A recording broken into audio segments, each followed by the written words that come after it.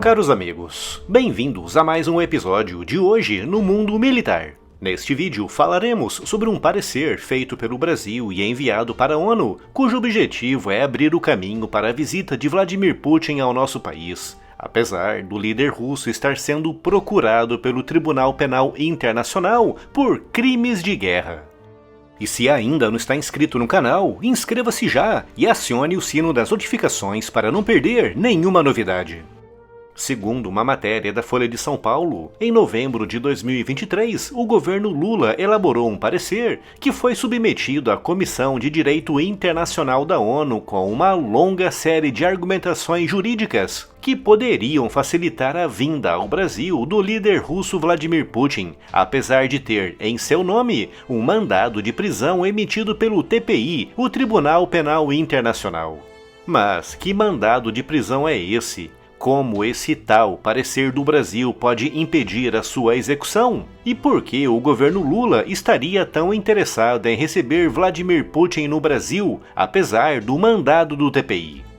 Em 17 de março de 2023, após uma investigação de vários meses na Ucrânia, o TPI emitiu um mandado de captura contra Vladimir Putin por crimes de guerra cometidos na Ucrânia. Mais especificamente, por ter sequestrado milhares de crianças ucranianas, entregando-as para pais adotivos na Rússia em processos ilegais de adoção. Segundo os estatutos do TPI, todos os países signatários do Estatuto de Roma, que criou aquele tribunal, devem respeitar os mandados, executando-os e prendendo todo e qualquer indivíduo com um mandado em seu nome que se encontre em seu território.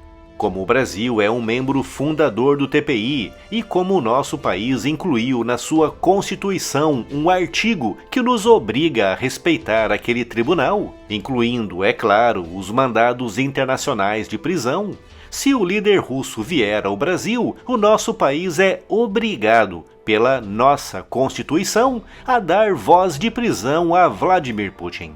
Segundo a matéria da Folha de São Paulo, o parecer jurídico entregue pelo Brasil em novembro do ano passado não cita especificamente Putin, mas diz que chefes de Estado ou figuras de alto escalão de países não signatários do Estatuto de Roma, como é o caso da Rússia, devem ter imunidade do TPI, ou seja, Putin, enquanto for presidente da Rússia, não poderia ser preso, mesmo se visitasse um país signatário do TPI, como é o caso do Brasil. O objetivo dessa manobra jurídica do governo Lula é abrir caminho para a vinda de Vladimir Putin ao Brasil para o encontro do G20 em novembro deste ano. Como Putin vem repetindo nos últimos anos, o seu objetivo é criar uma NOM, sigla para Nova Ordem Mundial Multipolar, centrada na Rússia e na China, com países como Irã, Coreia do Norte, Síria, Venezuela e Brasil orbitando o núcleo dessa NOM. Aparentemente, a NOM de Putin agrada muito ao presidente Lula, que enxerga nisso a consolidação daquilo que algumas pessoas chamam de Sul Global. Portanto, para Lula, a melhor forma de abrir caminho para a criação da NOM de Putin e a consolidação do tal Sul Global envolve a vinda de Vladimir Putin para o G20 no Brasil em novembro. Algo que só poderá ser feito se o tal jeitinho jurídico brasileiro na ONU colar e Vladimir Putin receber imunidade do TPI. Mas, na prática, o que a vinda de Putin ao G20 no Brasil representaria?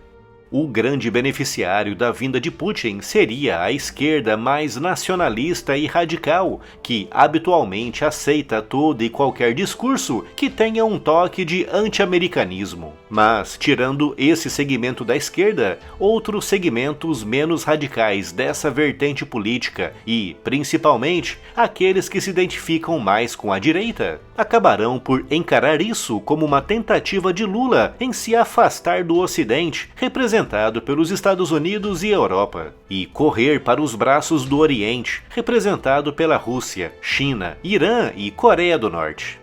A nível internacional, a vinda de Putin também acabaria por gerar atritos e até mesmo protestos através do cancelamento da visita de algumas delegações.